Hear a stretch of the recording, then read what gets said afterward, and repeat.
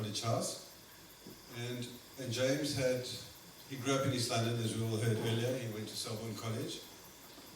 I didn't know him then, and I'd like to be able to say that his school career was illustrious, but apparently it was unremarkable. Sorry. That said, I hear he was quite handy with a tennis racket in his day, and from an early age he learned that women could be seduced with the gift of the gab. And James was a bit of a, let's just call it a late developer. As they say, it's not how you begin, but it's how you finish books. That's what counts. When James moved into College House, he made a lot of friends quickly. And one of my first amusing memories of him was during exam time, sitting in a room at the top of the res, and we were talking about business ideas and how we were going to make a success in our lives. That's when James's sense of ambition and entrepreneurship really came to the fore.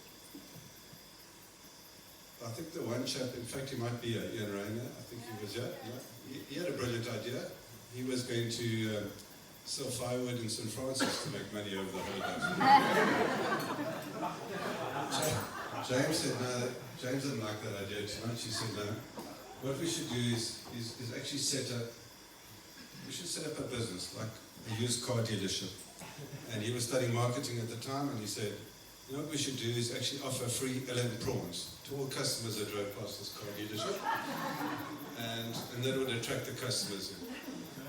They quickly degenerated into Honest James Used Car Dealership. I think quite a few of you here tonight can attest to the fact that that name stuck, and a lot of people still call him Honest for that very reason. Turn the page for you, mate.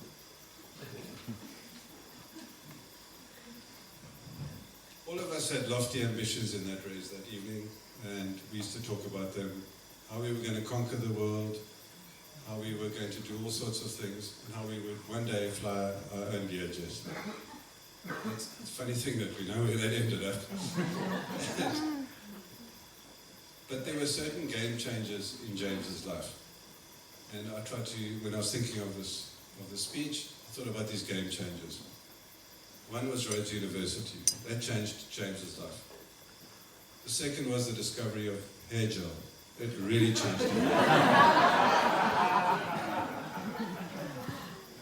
The third was meeting Simone in downtown CBD, Cape Town, as you've heard. And the fourth was the brave move that he made to leave Sondor, his first real job in Cape Town, start out on his own and start up a business in Hungary. That took a hell of a lot of guts and determination. Yeah.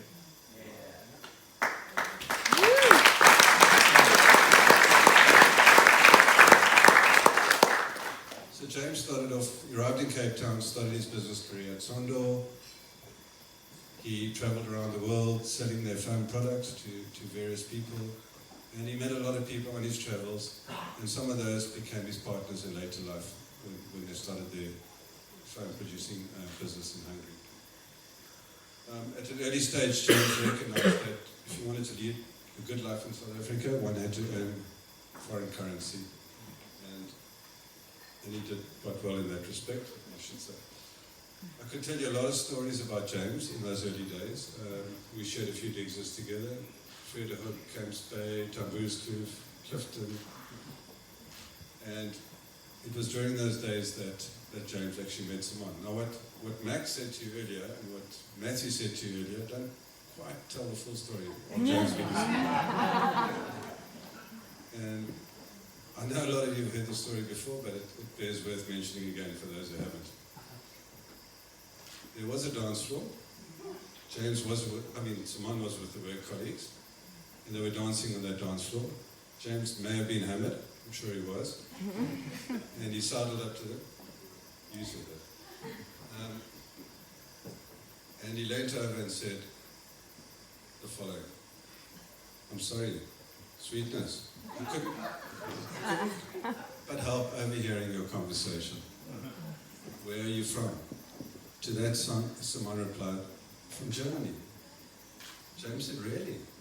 I've just been skiing in Austria. That practically makes us neighbors."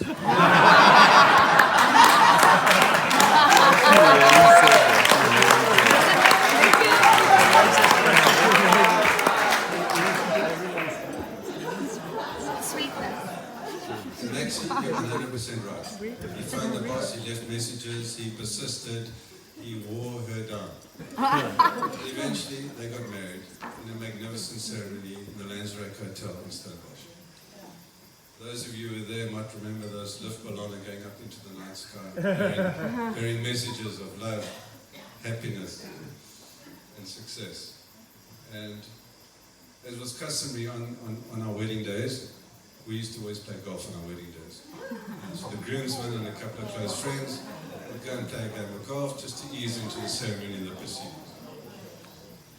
That particular day, James and I teed it up together at the Power Golf Club, and on about the 8th hole, James put his tee shot on the par 3 into the bunker. It was one of those Gary Player type bunkers with railway sleepers on the borders. And the game was tough. I think we were playing against Fossey and Pierre on the day, and I think we were 1 or 2 down. And James said, "Brothers, do you think I should take the shot?" I said, "James, yes. We need it, but you know what, just commit to it, keep your head down." James always struggled with keeping his head down. And the inevitable happened, skinned the shot, hit the railway sleeper, bounced back, caught him in the right eye. On his wedding day. Anyway, long story short, he arrived back at the Landsrijk Hotel, the hematoma, massive black eye. We thought Shatsi was going to kill us. She was. Do you know what? She absolutely took it in her stride. She pulled out a pair of dark glasses. She said, "Put these on, walk down the aisle with him, take your vows in it." And that's what he did. And 3 months later, they re-choreographed the wedding photos. James's eye was there. He got dressed up in the wedding dress, he got dressed up in they took all the photographs again. So James and Simone have been married for some 20 odd years, or about to become 20 years. James likes to think he wears the pants in the house. That's only because Simone lets him. And whilst they're very different in character, they've got a lot in common. And one thing that they do share is a deep passion and love of the bush. And their combined contribution to this Moniwana conservation area in Pindit, together with their partners, Tara's here, a few others of their partners are here, it's been nothing short of remarkable. Recently they acquired this property by Yola, that we've been enjoying and where we're staying, and they're also in the process of acquiring a property next door. Together that will, together with Nkonka, will result in approximately, or just over 3,000 hectares of additional land and property to the Pinda and the Moniwana Reserve. And these previous hunting farms have now been rehabilitated, and the big five are free to roam wild again. You would have seen today, exactly what their efforts have produced. And Simone in particular has made a massive contribution to conservation with the Cycle for Life charity. And I think it's a fantastic legacy that James and Simone have created here, and they'll leave behind for generations to come.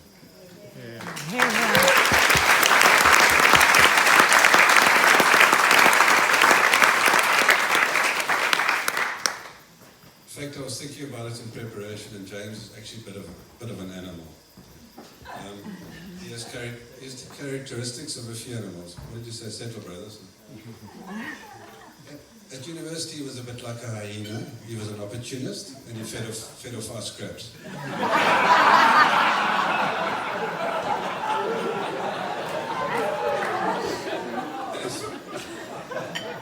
As an athlete and a rugby player, he was a bit like an ostrich. I mean, he had legs like an ostrich. And seeing him tearing down the wing with those long legs running was a sight to behold. James had other animal characteristics. He's got the curiosity of a giraffe. He eats like a tortoise. Have you ever eaten out with him? I mean, he eats so slowly.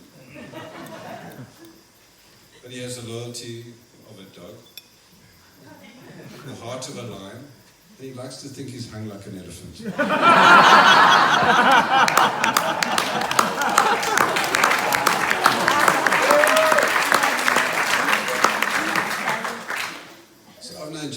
32 odd years. A lot of you have known him for less time, but the thing with James is, no matter how long you've known him, you can get to know him quite well, quite quickly. So I thought I'd put together a little pop quiz of James. How well do we know James? So you know James well if you've experienced one or more of the following. Number one, his reluctance to touch the handles of a public toilet with his bare hands. Number two, his weak bladder, which got him to the toilet in the first place. Number three, that his life was actually modelled on the life of JFK. Number four, his current drink of choice is tequila.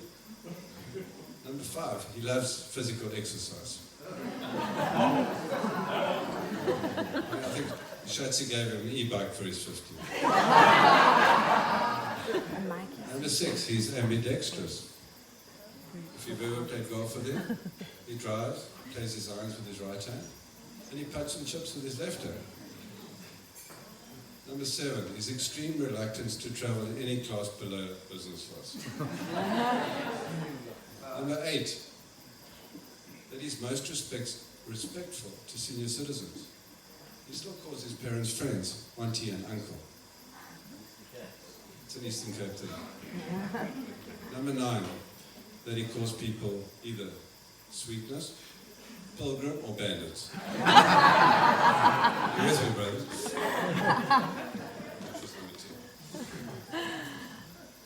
On a serious note, James is an incredibly generous and kind person. He's an abundancy theorist, if you read Covey and his principles. He loves nothing better than to see his friends doing well. And the generosity I speak of is the generosity that he gives of his time. Many of you here will attest to James' ability to communicate and keep in touch with his family and friends. When I was in digs with him, there wasn't a Sunday evening that went by that he wouldn't pick up the phone and phone his mother, Glenn, in East London, ask her how she was doing and touch base with the family. He's also never too busy to lend an ear if someone needs it, or if the chips are down, James is the guy that'll be there for them. He's always been close to his family, especially his mother, Glenn. Glenn, you're one of the most gentle and sincere people that I've ever come across. You're the matriarch of the Godfrey family, and you're the glue that keeps that family together. You can certainly feel proud of your family, Glenn.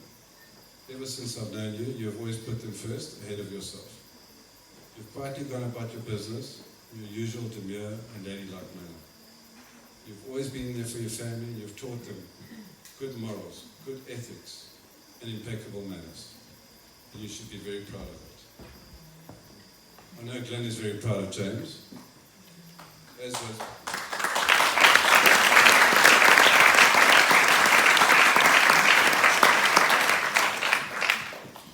was James's father, Dave. He's sorely missed by all of us. I know that as a fact, as Dave said to me on more than one occasion, that he was incredibly proud of what James, his son, had achieved. And although he may not have directly said it to him, he said it to some of us. And by that, he wasn't talking about success in the material sense. For Dave, success was about hard work, good family values, a simple Eastern Cape lifestyle. It was about friends, it was about true relationships, and it was about the good, sincere things in life. And Dave was very proud of the fact that notwithstanding all that James had achieved, he never lost sight of his friends, his family, and his Eastern Cape roots. And he once said to me, you know what, as they say in the classics, you can judge a man by his friends. And, to take a quote from Charles Darwin, he said, a man's friendships are one of the best measures of his worth. Either way, and if you look around us tonight, James, I think you did all right.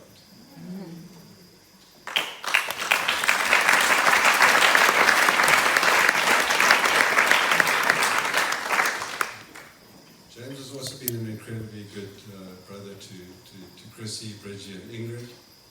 He's been a fantastic and devoted father to his children. His daughter and my goddaughter, Jackie, means the absolute world to James. There's nothing he wouldn't do for you, Jackie. You know that too well. He spends spends countless hours with her, sharing in her passions for the bush and photography and her horse riding, and he loves you to bits, Jax. Maxie, as I said earlier, you've really developed into a fine young man. I don't know where that accent comes from, but it's impressive. And I know James is very proud of him. And often I get confused. I don't know if he's talking to Maxie's son or Maxie's mate, because they can spend hours together talking about all the subjects in the world.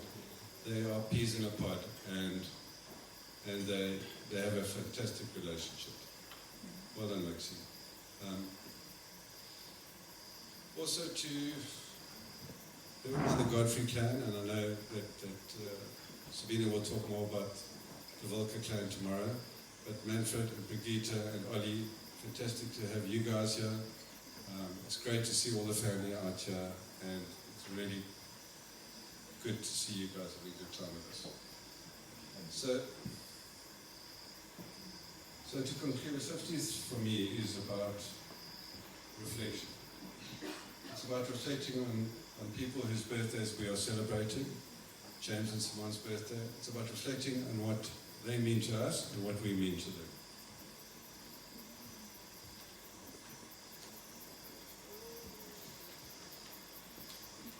I would like to share one example of what I think is an example of true friendship with you. Miss you where you were. Right? We have an old friend, Andrew Foss, who shared digs with us in Cape Town. He now lives in the States. He's got MS, multiple sclerosis. He's paralyzed on the half side, down his right side. He would have loved to be here tonight. He loves the bush. He would have loved to be here tonight with us more than anything in the world. He's been booked off work on disability for a year, and he's gone back to one of his true passions. And Mishy's walking around with one of Foss's true passions. As a young kid, he was always good at drawing.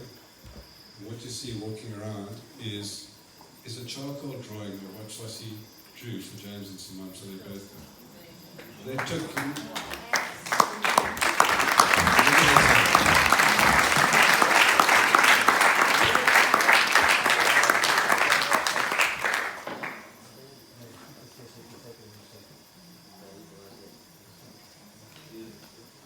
So James and Simone have always been very good to Fossi. He's stayed here in Conca many times.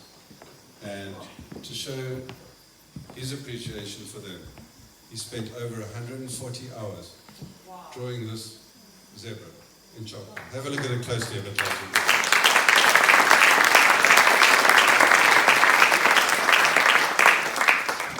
For me, that epitomizes real friendship.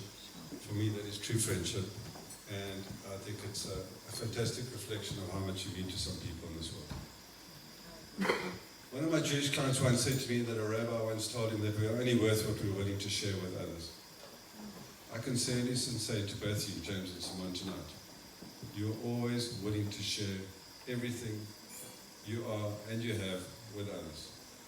And thank you so much for sharing all of that with us this weekend. Thank you so much for hosting us this weekend. We're all looking forward to a fantastic weekend to celebrate your birthdays and the milestones achieved. With that, I'd like to call on Renee Lanfield to propose a toast to James and Simone. Thanks.